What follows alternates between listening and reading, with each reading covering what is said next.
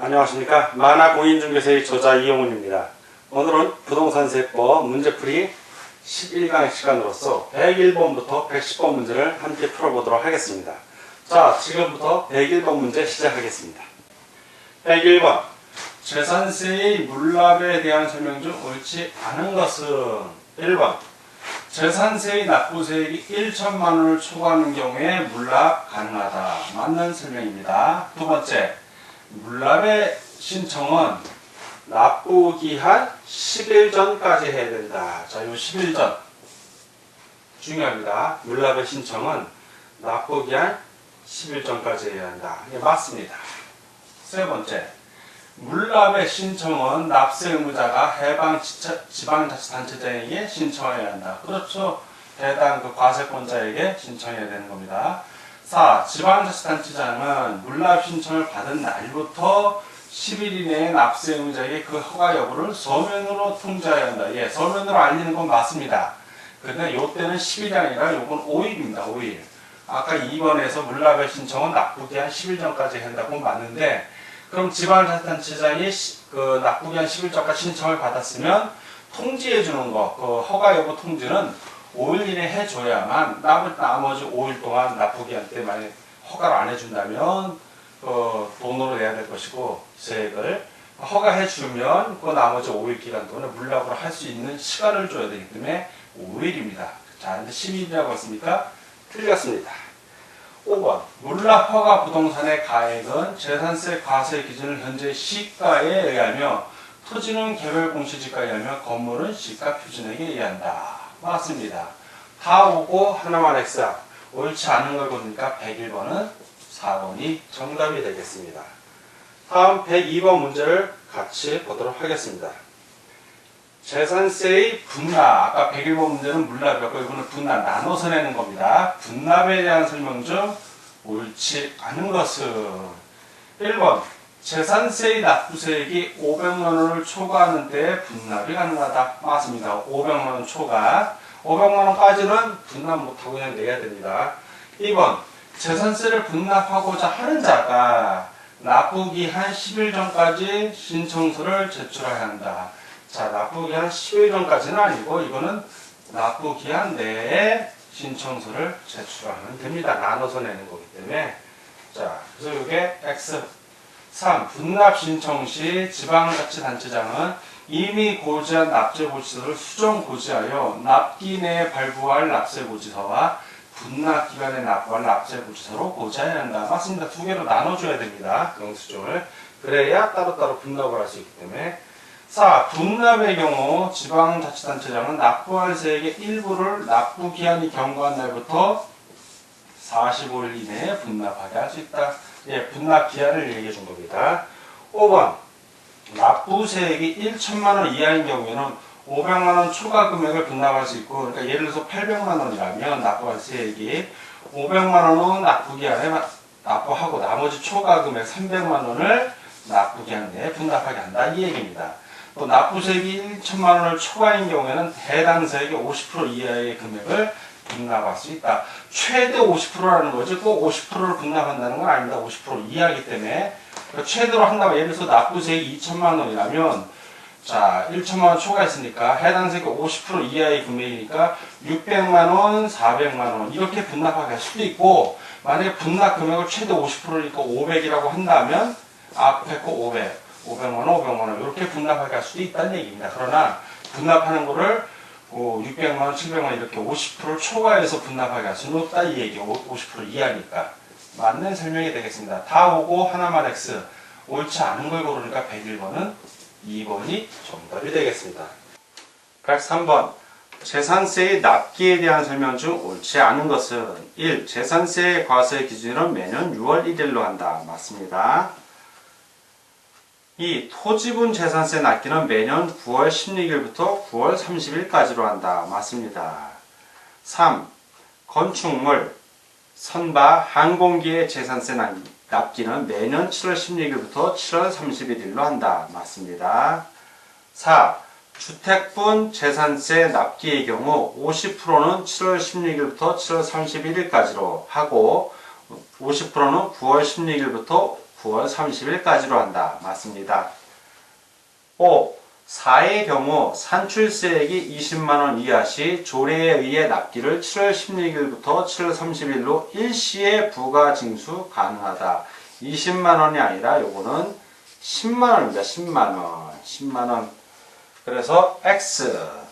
다 오고 하나만 X. 옳지 않은 것을 고르니까 103번은 5번이 정답이 되겠습니다. 다음 문제를 보겠습니다. 104번. 재산세의 부가 징수에 대한 설명 중 틀린 것은 1. 재산세의 징수 방법은 보통 징수 방법에 의하며 재산세 고지서는 납기 개시 5일 전까지 발부해야 한다. 맞습니다. 2번. 해당 재산에 대한 재산세의 산출세액이 대통령령이 정하는 방법에 따라 계산한 직전연도의 당해 재산에 대한 재산세액 상당액의 100분의 300을 초과하는 경우에는 100분의 300에 해당하는 금액을 당해 연도에 징수할 세부를 한다. 100분의 300이 아니라 100분의 150이죠. 자, 100분의 150을 초과하는 경우에는 100분의 300이어도 100분의 150에 해당하는 금액을 당해 연도 징수할 세부를 한다. 즉 100분의 150을 초과해서 징수하지 않는다는 얘기입니다. 100분의 150인데 100분의 300이라고 했으니까 틀렸죠. X. 3번. 지역자원시설세의 납기와 재산세의 납기가 같을 때에는 재산세의 납세고지서의 이를 병기하여 납세고지할 수 있다. 맞습니다. 4번. 시장군수가 납세고지서를 발부하는 경우 토지, 건축물, 선박, 항공기로 구분한 납세고지서에 과세표준과 세액을 기재하여야 한다. 맞습니다. 5번. 고지서 한 매당 재산세로 징수할 세액이 2,000원 미만인 경우에는 당해 재산세를 징수하지 않는다. 그렇죠. 소액 부징수합니다. 2,000원인 경우에는 징수하지만 2,000원 미만인 경우에는 징수하지 않는다. 맞습니다. 다 오고 하나만 X. 틀린 걸 고르니까 104번은 2번이 정답이 되겠습니다. 105번. 갑은 주택 공시가격이 6억인 주택을 소유하고 있다. 동주택의 2014년도 고지된 재산세가 50만 원이고 2015년도 재산세의 산출세액이 124만 원이라고 가정한다. 이 경우 갑이 2015년도에 납부하여야 할 재산세는, 자, 6억 원인 주택의 경우에는 그 금액에 대해서 그 직전 연도보다 그 110% 초과할 때는 110%만 부과를 합니다. 이게 금액별로 좀 나뉘어 있는데 3억 원 이하 주택은 105% 초과할 때 105%에 해당하는 금액을 내고 3억 원 초과 6억 원 이하는 110% 초과하는 경우에 110%에 해당하는 금액을 재산세로 냅니다. 6억 원 초과하는 경우는 130% 초과하는 경우에 130%에 해당하는 금액을 재산세로 냅니다. 지금 해당 105번의 문제는 6억 원입니다. 주택가액 6억 원임으로 인해서 재산세를 110% 초과할 때는 110%를 부과합니다. 주택의 세부담 상한액 때문에. 그런데 직전연도 재산세 곱하기 110%를 하면 됩니다. 자, 직전연도 재산세액이 지금 50만원이고 50만원 곱하기, 자, 110%를 합니다. 최고, 그러니까 상한액을. 그러면 110%니까 이게 1.1입니다. 그러면 50 곱하기 1.1 하면 55만원이 됩니다. 55만원. 그래서 이 문제의 답은 산출세액이 124만원이라고 해서 124만원을 내는 것이 아니라 55만원을 내는 것이 답이 됩니다. 따라서 55만원인 지문을 찾으면 됩니다. 105번은 2번에 55만원이 정답이 되겠습니다. 다음 문제를 보겠습니다. 106번. 재산세에 대한 설명 중, 자, 재산세에 대한 설명 중 옳지 않은 것을 하나씩 보겠습니다. 여러 곳의 건축물을 소유한 경우 각각 건축물 소재지가 재산세 납세지이다. 그렇죠? 각 시군 구별로 재산세를 부과하기 때문에 각 건물에 대해서 재산세가 부과되는 겁니다. 맞고요. 두 번째, 토지, 건축물, 주택, 선박, 항공기의 재산세 과세 표준은 시가 표준액으로 한다. 맞습니다. 시가 표준으로 합니다. 2와 3번. 2의 경우 토지, 건축물, 주택의 과세 표준은, 자, 토지, 건축물, 주택입니다. 시가 표준액에 공정시작 가액 비율을 곱하여 산정한 가액을 한다. 맞습니다. 선박과 항공유는 공정시장 가액 비율이 없는데 토지, 건축물, 주택은 공정시장 가액 비율이 있습니다. 4번 토지에 대한 재산세 과세대상은 토지분 재산세 과세대상입니다.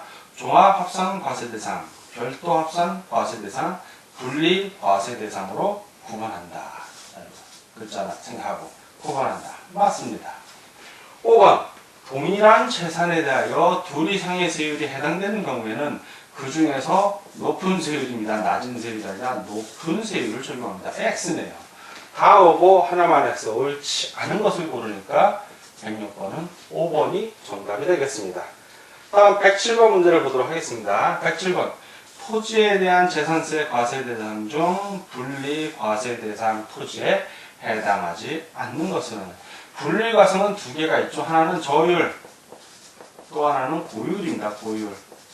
고율 같은 거는 아예 비싸게 매기는 거예요. 분리해서. 별장 같은 거 생각하시면 되고, 저율은 농경지 같은 거 0.07%, 그리고 0.02%에 해당하는 그 저율 두 가지가 있었죠. 자, 일단 보자고요. 하나씩. 1. 경작에 사용하지 않고 있는 개인 소유의 전납 과수론. 자, 사용하고 있어야죠. 사용하고 있어야, 이걸 사용하지 않고 있는 게 아니라 사용하고 있어야만 분리과세이 되고, 사용하지 않으면 다 종합합산과세 돼서 버립니다. 자, 이렇게 사용하지 않는 게 이거 종합합세니까 분리과세 대상에 해당하지 않는 게 되는 거죠. X. 2번 1990년 5월 30일 이전부터 종중이 소유한 토지. 그렇죠. 종중이 소유한 농지는 저율 분리과세 대상입니다. 맞고요. 3. 개인이 축산용으로 사용하는 도시지역 밖의 기준면적 이내의 목장 농지. 예, 저율 분리과세 대상 맞습니다. 4. 부동산 투자회사법에 의하여 설립된 부동산 투자회사가 목적 사업에 사용하기 위하여 사용하고 있는 토지. 예, 분리과세 대상 맞습니다. 5번. 회원 골프장용 부동산으로서 구분 등록 대상이 되는 토지. 예, 분리과세 대상 토지 맞습니다. 자, 다 오고 하나만 X. 그래서 107번은 1번이 정답이 되겠습니다. 108번. 법인이 소유한 농지로서 토지에 대한 재산세 과세 대상 중 분리 과세 대상에 해당하지 않는 것은, 자, 농지로서 분리 과세 대상이면 0.07% 저율입니다. 자, 특혜를 주는 거죠. 이런 경우 농지를 실제 영농에 사용한다든가 아니면 농지를 공적으로 사용하는 경우에 분리 과세 대상이고, 그렇지 않은 경우에는 분리과세 대상이 아닙니다. 1번 한국농어촌공사가 농가에 공급하기 위하여 소유하고 있는 농지. 예, 분리과세 대상 맞습니다. 2. 농업법인이 실제 영농에 사용하면서 소유하고 있는 농지. 분리과세 대상 맞습니다. 3. 농산물 가공을 주업으로 하는 법인이 사적인 법인이죠. 영리를 추구하는 겁니다. 소유하고 있는 농지. 이거는 분리과세 대상 아닙니다. 4. 사회복지사업자가 복지시설의 목적으로 사용할 수 있도록 하기 위하여 소유하는 농지. 분리과세 대상 맞습니다. 5번 법인이 매립 간척에 의하여 취득한 농지로서 과세 기준을 현재 직접 경작하는 농지. 예, 분리과세 대상 맞습니다. 다 오고 하나만 X. 그래서 108번은 3번이 정답이 되겠습니다. 109번 토지에 대한 재산세 과세 대상 중 종합합산 과세 대상에 해당하는 것은 1번 서울특별시에 소재하는 일반 영업용 건축물의 부속 토지로서 기준면적 이내의 토지. 이거는 별도 합산 과세 대상입니다. 자, 종합합산 과세 대상 아니죠. 2번 서울특별시 지역의 산업단지와 공업지역 안에 위치한 공장용 건축물의 부속 토지로서 공장 입지 기준 면적을 초과하는 부분의 토지. 공장 입지 기준 면적 이내인 경우에는 그 별도 합산이 되지만 초과를 하는 경우에는 그때는 바로 종합합산이 되는 겁니다. 종합합산. 자, 바로 종합합산 과세 대상에 해당되는 거 맞습니다.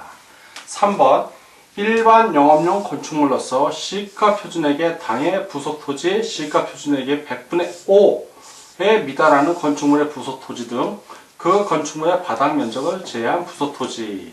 5가 아니라 2입니다. 2. 그래서 토지의 면적이 자 100제곱미터라고 그러면 이 건축물이 2제곱미터 미만인 경우, 그 경우에는 이 바닥 면적 2제곱미터를 제외한 나머지를 종합 합산 과세 대상으로 하는 겁니다. 즉 2%를 얘기하는데 이건 5%라고 그랬으니까 종합 합산 과세 대상에 해당되지 않죠.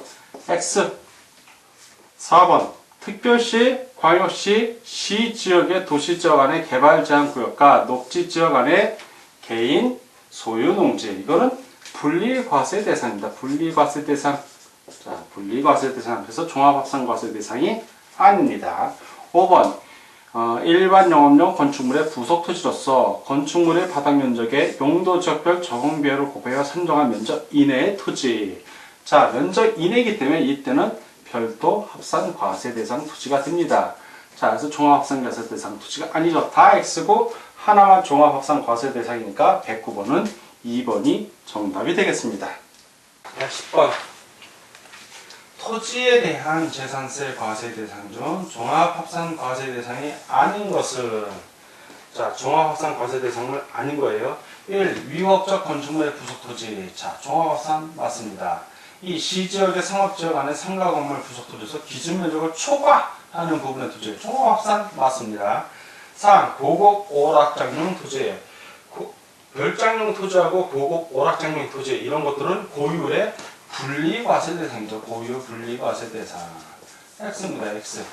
3. 시지역 중 주거지역 안에 있는 농지. 종합합산과세 대상 맞고요. 5. 군지역의 공장 건축물의 부속토지여서 공장 입지 기준 면적을 초과하는 토지. 역시 종합합산과세 대상 맞습니다. 다 오고 하나만 X.